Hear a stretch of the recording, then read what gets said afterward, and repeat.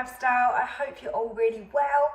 Today I'm making another Ninja 15-in-1 recipe, and this is a slow cooker version of a lasagna. Nice and easy. We're going to make it in one pot, and of course if you don't have the Ninja 15-in-1 but you do have a slow cooker, it's going to work exactly the same. I'm going to show you a method where we're going to sear and saute to start with. If you haven't got the Ninja, you can do that part on the hob and then transfer it to the slow cooker. So it's a great versatile recipe. We're coming into those autumn months now where it's going to get a little bit cooler. We want something warming, and especially when we've been out all day, it's lovely to come back to a dinner that you can really enjoy. Lasagna is a real family favourite, and let's make a really delicious one. Now this step is completely optional. You don't need to do this. You can literally just put in some garlic if you prefer. But I saw someone do this and I thought I wanted to give it a go, and I think it will definitely add more flavour and more depth. So what we're going to do is we're going to actually roast this garlic to start with. So I've got a piece of foil, and then this is garlic that I've grown in my garden, and we're going to just pop some olive oil onto that. If you have a really large bulb of garlic, you can cut it in half and do this, but this is quite small, so it's going to work fine like this. So I'm literally just going to seal this up, make a little parcel, like so, turn it over, and that's going to go in the air fryer for 30 minutes. Okay, so I'm just going to pop that in the basket. Obviously, you could do several of these at one time. Going to put the lid down. We're going to go onto air fry. We're going to turn the temperature right down. So we're going to go 165 and half an hour. And that should roast that beautifully. And we will be able to squeeze out that sweet garlic flesh into our recipe. Okay, so whilst the garlic is in the air fryer, I'm going to show you all the ingredients quickly. So onions, or I've got diced shallots. These are frozen ones. Of course, you can use a fresh.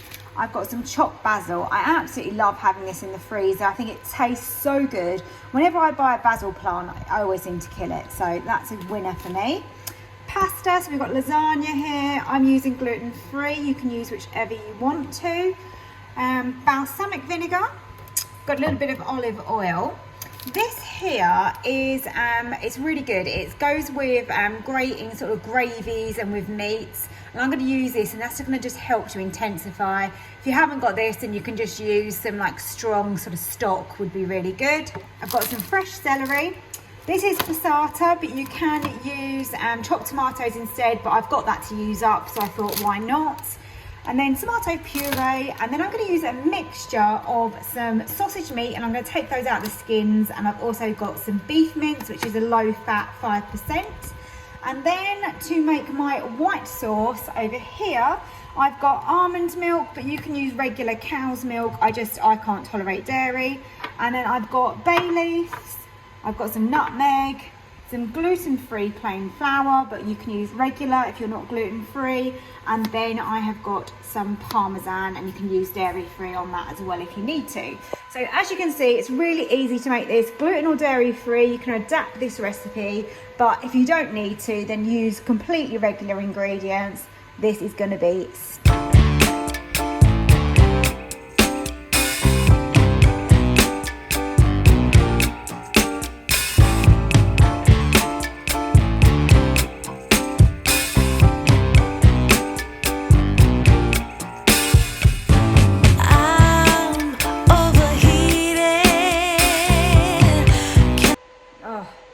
wow, this basil, it just smells incredible. It smells like you've just picked it fresh. I love the frozen stuff. Now this is a really easy way to make a white sauce, and then of course you can add in whatever cheese you want to. So it's literally chuck it in, it's that easy. So 400 mils of milk, in with your plain flour. Easy peasy. Let's give that a little whisk. So a lot of sauces, you make a roux, which is normally how I do mine, and then I found this method and I find it works really well, so why not go with it? So to infuse that milk, we're going to pop in a bay leaf, and then nutmeg. I've always bought whole nutmegs before and then ground them down myself, but they do ground, so I thought this is just a little bit easier. Oh, it smells stunning. So put in your nutmeg and then give it another mix. Now this is going to take a little bit of time to thicken up, but just be patient with it and it will get there.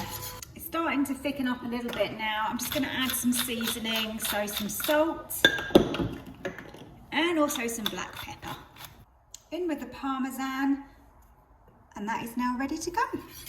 Now we're going to start making the lasagna. We've got the white sauce done, and I just wanted to show you, look at this garlic. That has been squeezed out and roasted, and it smells delicious, and it is so sweet. If you've got time, then definitely make it that way. Right, so sear and saute. We've got some oil in the bottom here. Let's go with that. I've got it on a high heat for now, just to get that moving. So first thing to pop in is going to be the onion, the celery and the carrots, which we prepared earlier. So I've got quite a nice fine dice on this. So let's pop that all in and get that cooking. Right, you'll notice I haven't put the garlic in, and that's because garlic can burn. That is already cooked, that garlic as well, so it doesn't need to go in until a much later stage. So just literally cook this off. If you haven't got the Ninja in one at this point, you would literally just do this on the hob in a frying pan. Exactly the same process, but it's lovely with the Ninja 15 in 1 that you can do it all in one pot like this. Only thing we've had to do separate was literally the white sauce, but that just took no time at all. Okay, so that's had about 5 minutes. So we're not colouring it, we're just softening it down. This is going to be slow cooked, remember, so we're not expecting this to be fully cooked in any way. Pop in your meat of choice, in with the beef and the pork sausage. And then I'm just going to literally chop this up as I go. Sometimes I grab my masher and do this. As you can see here, we've got a nice ratio of meat to vegetables. And let's just scrape in that beautiful garlic. Now we go in with the tomatoes.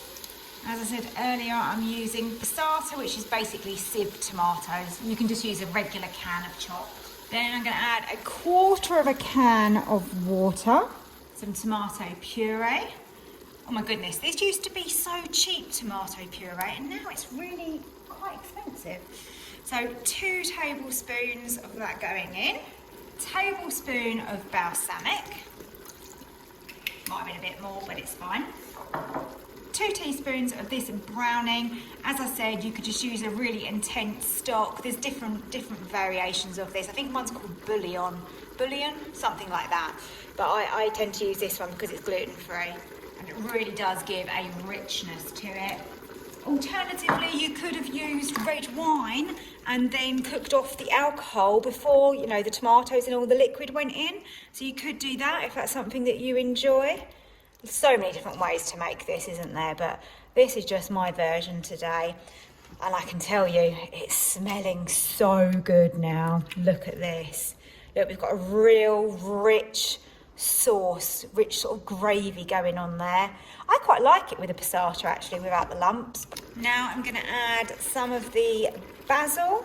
Now if I was going to pressure cook this, then you need quite a lot of liquid, and it has to be thin liquid if you're pressure cooking.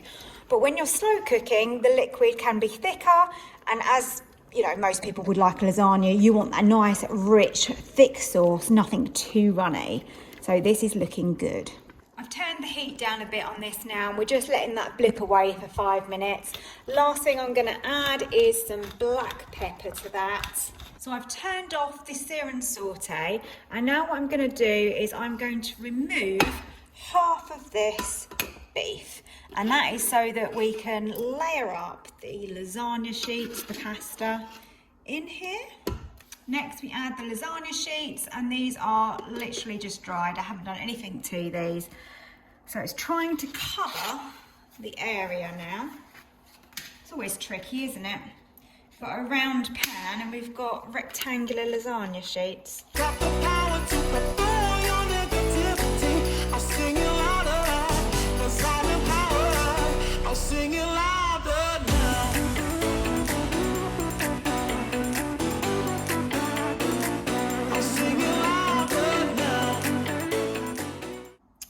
we've got our layers of pasta and our meat, we want to pop in our white sauce, which has got the Parmesan in it.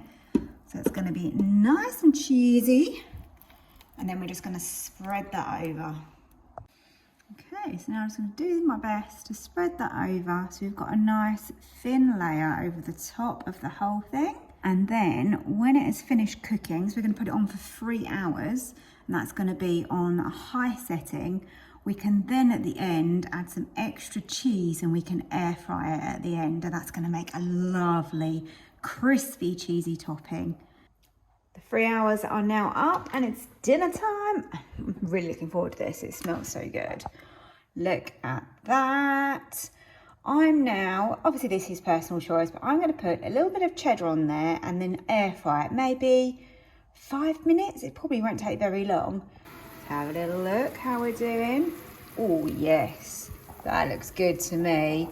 It is bubbling, it is melted, and we've got a little bit of a crisp on the top. It looks absolutely delicious. I'm going to give this a good try. That is perfect. I think the extra cheese in the air frying is going to make all the difference on this. Have a look at that. All those layers, the cheese, the sauce is super, super rich. I'm going to give this a blow. It's going to be hot. I think this is a really great way of making it and using your Ninja for another recipe. Let's give it a try.